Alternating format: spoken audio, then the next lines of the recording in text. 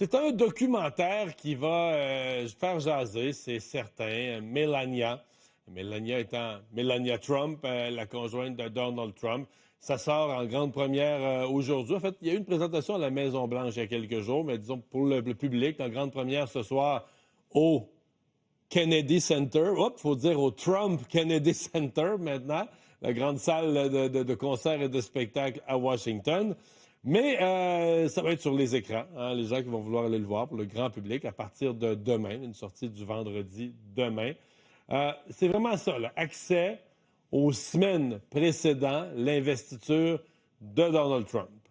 On voit déjà, on a vu quelques images là, déjà qui sont sorties. On dit que ça nous donne accès un peu à l'arrière-scène, à la préparation, à ce qui s'est vécu dans ce qu'il connaissait un peu plus. Il l'avait déjà vécu 4 ans avant. Trump, c'était Trump 2, le retour de Donald Trump l'année passée, début janvier. Qui est Melania Trump? 55 ans, née en Slovénie. Hein, c'était alors l'ex-Yougoslavie, sous le maréchal Tito. Maintenant, c'est séparé en plusieurs pays. Elle venait de la Slovénie. Mannequin dès l'âge de 16 ans, une carrière absolument extraordinaire comme mannequin. Mariage avec Donald Trump en 2005. Elle a un enfant, Barron William Trump, qui lui est né en 2006 de leur union. Les citoyennes américaines, d'ailleurs, depuis cette année, depuis 2006. On va parler de ce documentaire avec Henri Arnaud, journaliste à Hollywood. Henri, la première question que je me posais, est-ce qu'on s'attend à un documentaire sur elle ou sur eux? Dans le sens de ma question, est-ce que ce sera strictement sur Melania Trump ou est-ce qu'il y aura beaucoup de Donald Trump? Parce que il me semble qu'on les voit pas souvent en couple. Bonjour Mario. Alors, bonjour. à la base, le documentaire est sur Melania. Les caméras ont suivi Melania. D'après ce qu'on m'a dit avec les producteurs d'Amazon, on aura un petit peu l'ombre du président, de Donald Trump, à plusieurs reprises dans le film. Mais ce qui est assez impressionnant, c'est que littéralement, on a presque l'impression, de ce qu'on m'en a dit, d'avoir un film publicitaire d'1 heure et demie sur le couple Trump et surtout sur Melania, qui voudrait essayer de redorer l'image de son mari président. Et ça, on s'en doute, il en a bien besoin. Ouais.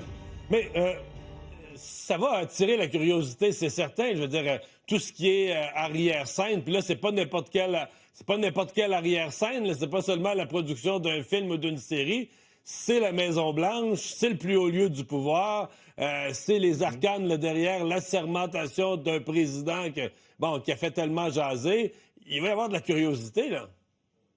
Ah oui, c'est certain. Mais en même temps, il faut dire que ce film a coûté 75 millions de dollars américains, 40 millions pour le tourner, 35 millions pour la promotion. Alors, c'est le multimilliardaire Jeff Bezos, le tout-puissant patron d'Amazon, parce que pour lui, 75 millions de dollars, c'est certainement un petit peu de monnaie perdue comme ça. Il fait ça pour s'attirer les bonnes grâces du président Trump. Mais il y a énormément de gens, tu t'en doutes Mario, aux États-Unis comme ailleurs dans le monde, qui sont contre, à tel point que le film ne sort pas au cinéma en France, par exemple. On a appris ce matin qu'en Afrique du Sud, le distributeur a décidé de le retirer des salles de cinéma en catastrophe à la dernière minute. Et puis, le plus simple, c'est de te montrer tout simplement ce qu'il y a derrière moi. Tu connais l'affiche du film, tu l'as montré aux téléspectateurs en démarrant ce direct. Regarde ce qu'il reste de l'affiche du film de Melania. Et puis alors, je peux te lire, tu as certainement une meilleure prononciation que moi en américain, mais il y a marqué sur l'affiche, qui a été bien sûr taguée, 2025 à aujourd'hui, 38 immigrants sont déjà morts entre les mains de ICE, la police de l'immigration. Donc c'est pour te dire à quel point ce film documentaire qui se veut innocent finit par être réellement une polémique, en tout cas ici à Hollywood, car je n'ai jamais vu un documentaire coûter aussi cher et des producteurs prêts à investir 75 millions de dollars américains en sachant qu'ils produisent à perte. Aux États-Unis, là, on a parlé de la France, de l'Afrique du Sud, où il ne sera pas présenté, mais aux États-Unis, ce soir, c'est la grande première. Demain, est-ce qu'il est vraiment présenté, parce que c'est pas un film classique là, de Disney ou d'aventure ou une comédie, c'est quand même un documentaire, mais est-ce qu'il est présenté largement dans toutes les salles, partout dans le pays? 1500 salles sont prévues, ce qui est beaucoup, mais pas beaucoup à la fois, hein, quand on voit à l'échelle des États-Unis. Mais ce qu'il faut remarquer, c'est que tu le disais, la première est ce soir à Washington, mais c'est rarissime aussi que la première du film ait lieu si tard. Parce que littéralement, on a l'impression que cette première est organisée quelques heures avant que le film sorte en salle pour éviter les critiques, pour éviter les articles négatifs dans les journaux. En général, une première à Hollywood, j'en fais des dizaines chaque année, c'est au moins 2 semaines avant pour que la promotion puisse jouer et attirer les spectateurs. 1500 salles aux États-Unis, donc beaucoup et pas beaucoup à la fois, 5000 salles à travers le monde. Mais l'information importante, Mario, c'est que demain et samedi, le Parti républicain, les associations MAGA ont été mises sur le pied de guerre. Il va y avoir dans la plupart de ces villes des projections privées organisées par le Parti républicain, et je te le donne en mille, le prix des places, c'est 3 fois le prix d'une place normale, parce qu'ils ont prévu de faire venir les élus républicains des différents quartiers, des différentes villes d'Amérique.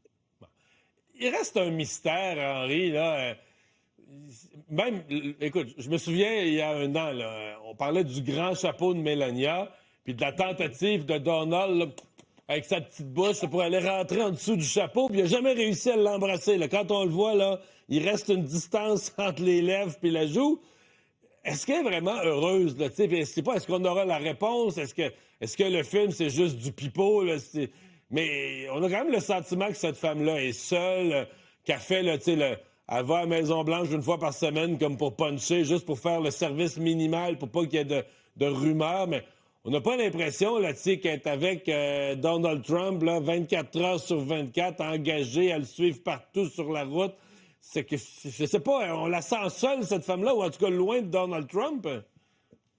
Difficile à dire, Mario. Ça fait plus de 20 ans que je côtoie les plus grandes stars d'Hollywood, et on sait très bien que bien souvent, c'est après la fin d'une carrière d'un Tom Cruise, d'un Travolta, qu'on découvre l'intérieur de leur vie privée depuis 20 ans. Je pense que ce sera la même chose pour Donald Trump. C'est lorsqu'il arrivera peut-être à la fin de ses jours, pas à la fin de la Maison-Blanche, où on va savoir réellement si ce couple avec Melania était du showbiz, était vrai ou pas. La seule chose qui est réelle, c'est ce que tu l'as dit, c'est que Melania, on a vraiment l'impression qu'elle est régulièrement convoquée pour donner la main à son mari dans des moments très très importants. Regarde ce qui s'est passé à Minneapolis. C'est quand même Melania, il y a seulement 48 heures, qui a fait un message pour dire qu'elle était pour la paix et qu'il fallait que tout s'arrange. En quelque sorte, ils ont fait venir la First Lady dans les médias pour essayer d'arrêter le feu qu'avait ouvert son époux de président.